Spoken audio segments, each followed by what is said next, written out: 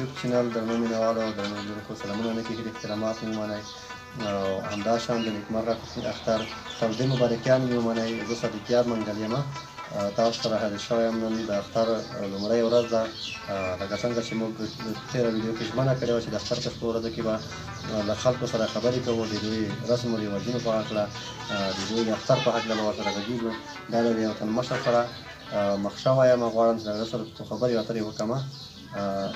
په لومړي سر کې به د تاسو سره د اختر مبارکي وکړي. زه د افغانستان هېواد ټولو خلکو ته د عید مبارکي وایم. خدای دې وکړي چې موږ طرفه دې ته عید مبارکي قبول او منظوره شي. او که د ورته د پوښتنې په ډول ورته ووایي چې هغه کوم ښه رواج دی چې تاسو په اختر کې ورته خوښ وایي، یعنې د اختر هغه ښه رواج کوم یو دی چې لیدونکو ته یې وښایي، یعنې هغه رواج ورته خوږه ده؟ موږ د هغه رواج دی چې ټول افغانستان په اتفاق وي، ټول افغانستان ګل ګلزار وای، ټول په یکه وخه یو موټی وای، ملو وای، که اومي وای، که قاضي وای، که کماندان وای، دا ټول یو موټی وای، ټول ښه خوشحال وای، ټول افغانستان په شریکه جوړ کړی وای. دا ټولو کې یوه بهترینه خبره وه.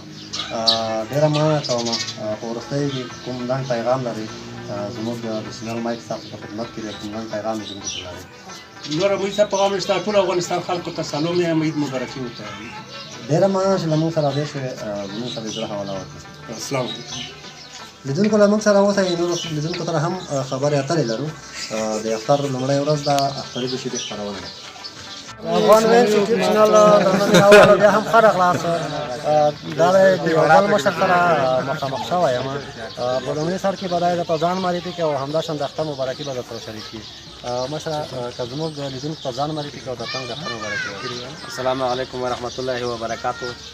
زه د توپچي څخه که په داخل کې دي که خارج کې دي مبارکي وایم. خدای دې وکړي چې دا اختر دې په خوشحالۍ سره تېر شي. مننه بچه. که راته ووایې چې سږنی اختر څه ډول تېرېږي؟ سږنی اختر شکر الحمدلله ښه په امنیت کې دی، ښه په امن کې دی. ورجانې په خوښ یو او ورجانې خدای دې ټینګ کړي، خدای دې داییم کړي. امین. خدای دې همداسې وکړي چې دا اختر زموږ په ګران هېواد افغانستان کې د دایمي سولې او امن ثبات اختر شي. او که بیا یو بلې پوښتنې په اړه راته ووایي چې پخواني دودونه یا رواجونه په اختر کې ترسره کېدل، د هغو د رواجونه یو ښه رواج راته په ګوته کړي چې تر اوسه یې هم خلک په اختر کې ترسره کوي، هغه کوم ښه رواج دی؟ پخواني دودونه دا ښه رواج دی چې په کلو ګرځي، په ګورو ګرځي، ډوډۍ خوري، په جوماتو کې خوري او یو بل خپلو خپلوانو ته ورسي او راځي. دا ډېر ښکلی رواج دی. مننه. په وروستیو کې لنډ غوندې پیغام مسافرانو ته، همداشان هغو خلکو ته چې په داخل د هېواد کې دي چې دوی د اختر په ورځو کې باید څه وکړي، لنډ پیغام دوی ته مې دا پیغام دی چې که په سفر کې وي، مسافر وي، خپلې مزدورۍ ته دې مټ ویر کړي، خپل خویونه دې ټیټ کړي، ورځانې مو دیني المنځونه اودسونه دې ټیټ مقامات وکړي. دا دی. مننه دا چې حاضر شئ، له موږ سره مو خپل قیمتي وخت ضایع کړ، زموږ سره مو مرسته وکړه. تاسو نه مننه چې مو ته مو وخت ورکړو. زه یې تاسو سره وایم.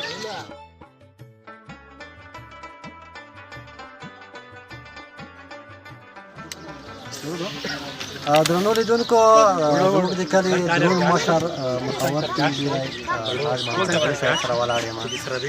ده سره به هم د اختر مبارکي وکړو، همداشان ته یو څه خبرې له خپل څخه واورو. مشره، لومړی سر کې تا د اختر مبارکي وایي. تاسو ته د اختر مبارکي ګوزاره ټولو غازیانو چې تاسو ته ګوزاره مبارکي د ټولو اختر کلیوالو، ګاونډیانو، مسافرو، خپلو پردیو ټولو ته د اختر مبارکي وایو. خدای دې وکړي چې زموږ وطن کې سوله امن راشي. او دا هم یو د فخر خبره ده چې موږ هر کال یې اختر په چا پورې تړلی یو. او سږ کال یې بوی شوره جانه د الله داسې مهرباني وه چې موږ خپلواکي یو. په خپل وطن کې مو په خپل نوم باندې افغانستان اختر وکړ. دا د موږ دپاره ډېره د فخر خبره ده.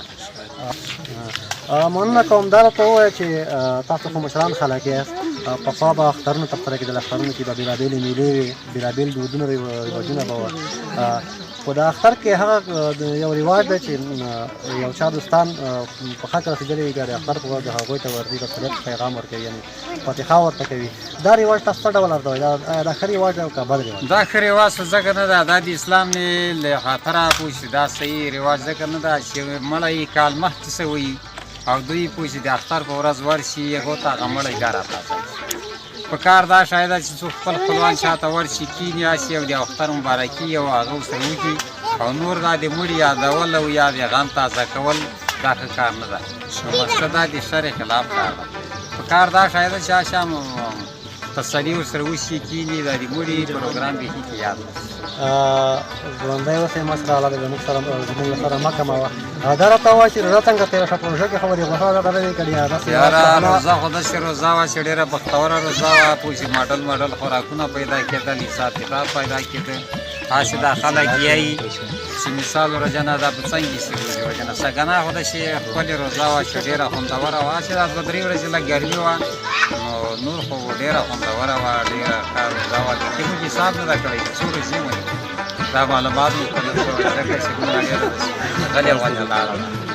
ډېره مننه کوم که په وروستیو کې زموږ لیدونکو ته مسافر وروڼو ته همداشان په داخل کې کوم کسان دي هېوادوال دي هغوی ته کوم لنډ پیغام لري چې اختر په وجه کې باید څه وکړي؟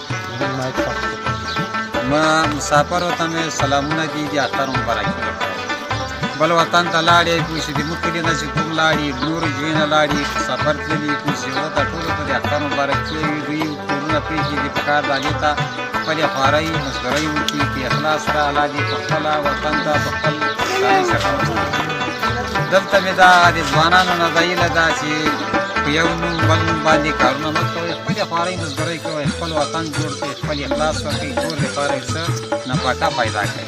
په دا سوالو په دا مرستو په دا غوسې مخ مه اړوئ. د الله مرسته ونیسئ پوه شي الله چې مرسته وکړي پوه شي هېڅ کمایي نشته. ډېره مننه کوم دا چې مخکې زموږ سره